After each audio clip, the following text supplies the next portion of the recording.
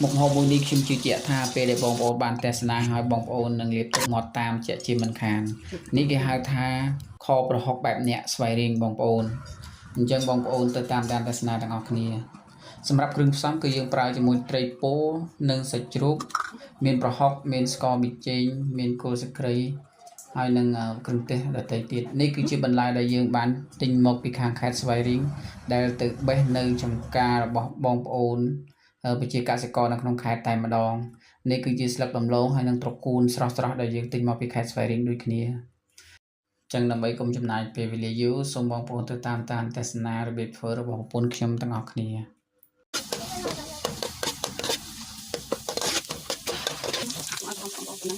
อย่าเอาចូលទៅ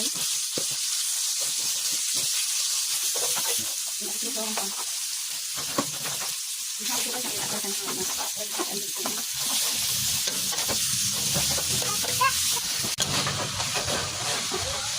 យើងដាក់សយើងតែតែស្ទងអ៊ីជុំណាយើងទៅតែតែជើងសាយហើយមិន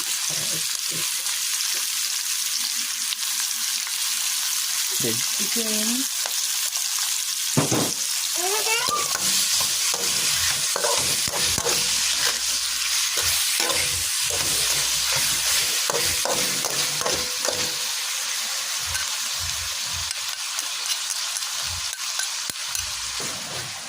ចាក់ទឹកចូលទៅ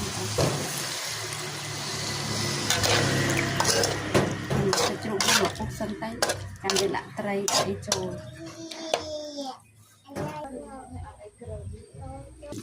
យើងសាច់ជ្រូកយើងចាក់យើងចាក់ត្រីចូលបន្តទៀតបងប្អូនត្រីយើងអីក៏បានដែរបងប្អូនទៅចាក់ត្រីប្រើត្រីហ្នឹងទៅក្នុងទូកកខ្ញុំមានត្រីពោខ្ញុំក៏ប្រើត្រីពោ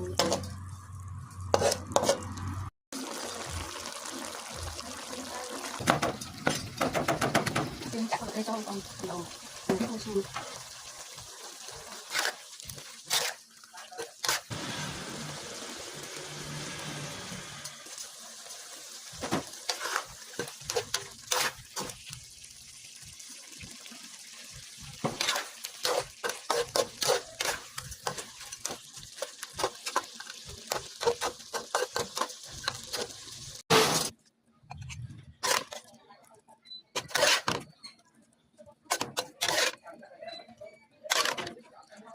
របស់យើងចាក់ណាយើងអបទាំងអស់គ្នា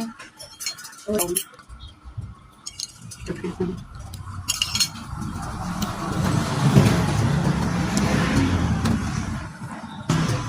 ឡាយសុំវិញក៏មាន